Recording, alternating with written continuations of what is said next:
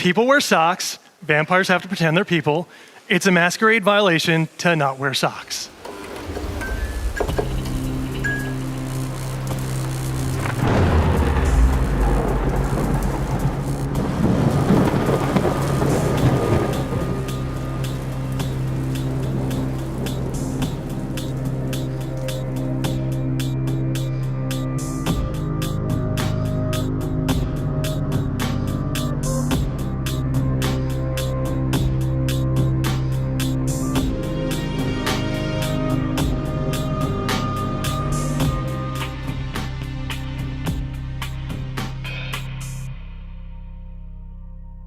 So we knew that first-person melee combat would be a big part of our game, which is not something that many people have gotten right. To illustrate this point, we're going to turn to the Marvel Cinematic Universe. And because we work daily with our Scandinavian friends from Paradox, we're going to look to Thor as an example. Specifically, Thor's battle on the Rainbow Bridge in Thor Ragnarok. Thor dropped in from the sky, landed on a flat bridge in the middle of the ocean, and proceeded to kill everyone around him with lightning bolt after lightning bolt. That battle was impactful, but also not very challenging for Thor. And so that's basically where we were in 2018. Combat was pretty impactful, it was enjoyable, but it was also easy.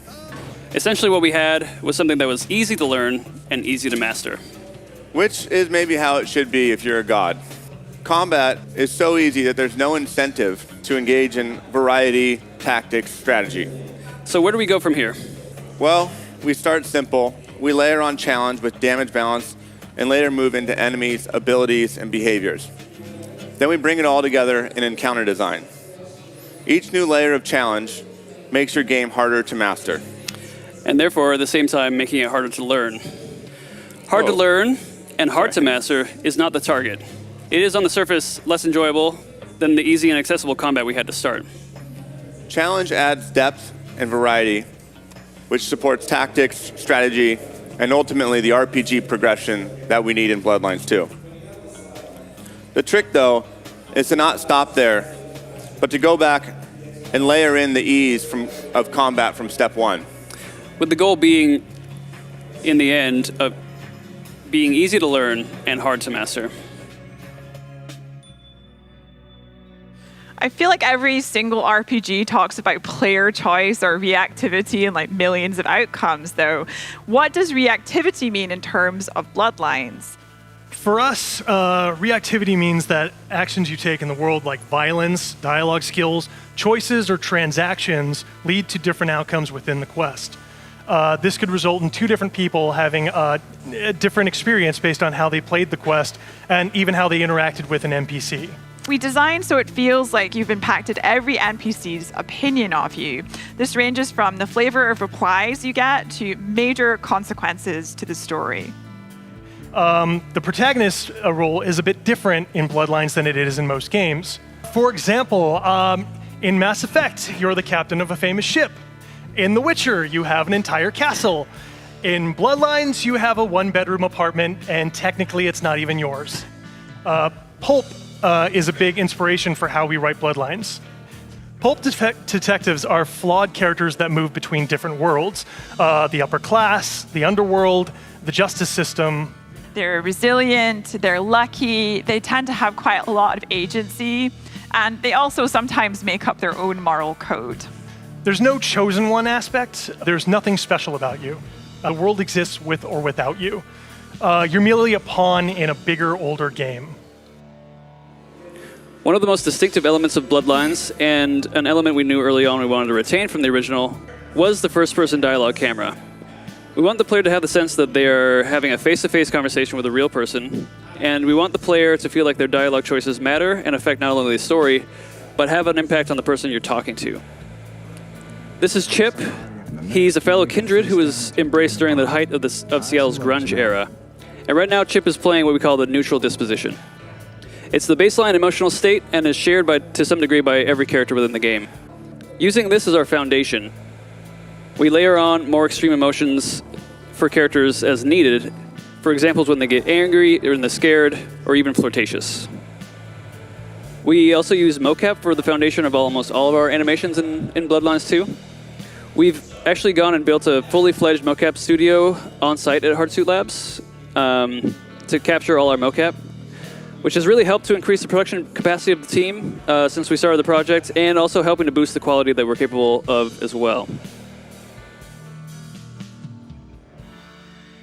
Welcome to Late Night on Main Street, where we're going to illuminate what it takes to make a hub level and why we chose the hub and spoke system and why it's correct for this game. Spokes are a linear experience. The nice thing about spokes is that they keep the narrative sequential and focused. Spokes are a great place to tell stories. Hubs, on the other hand, are kind of chunks of the world. They're these controlled ecosystems that we generate. Hubs are really great to explore and to experiment. A major reason that we're using hubs is because we're a legacy of Bloodlines 1. Bloodlines 1 used a hub and spoke system. Quirky, identifiable city neighborhoods really make great hubs. Santa Monica, Hollywood, Chinatown, and downtown. And Seattle, interestingly, has a lot of the sort of similar, unique neighborhood structure, where we have neighborhoods that have their own identities and are kind of iconic relative to the rest of the city of Seattle, so we drew that parallel right there. And then the second really main reason is because hubs can be crafted in a way that is difficult in an open world. An open world is an open format, but it's a larger space. With a hub, it's a more controlled space, and because narrative is important to us in our game, we chose that tighter space so that we could deliver a more controlled experience.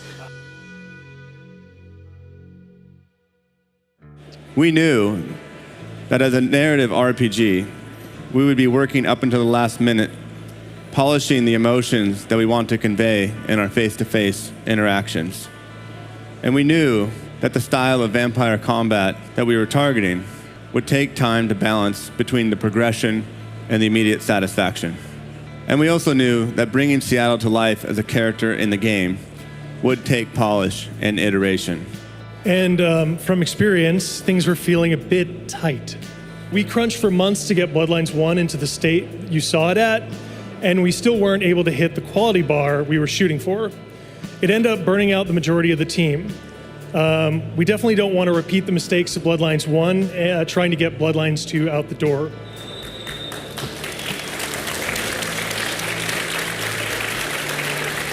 But so that's where we were. We definitely didn't want to release a half-baked game, not here, not ever. And we didn't want to send anybody on a death march trying to get there either. So Andy, what did we do? Well, it started back in April as we brought on additional people that allowed us to change the way we were doing things. The expanded team has given us the bandwidth to face these challenges. So most of you already know that Bloodlines 2 will not, as we originally intended, arrive in early 2020, but later next year. The truth is that we also made a promise to ourselves, and ultimately to you, about what Bloodlines 2 is and will be. And frankly, that promise is more important than Q1 2020. We're looking forward to showing you all the polish this extra time earns us. For the next few months, we're going to focus on making the Bloodlines 2 experience that much better.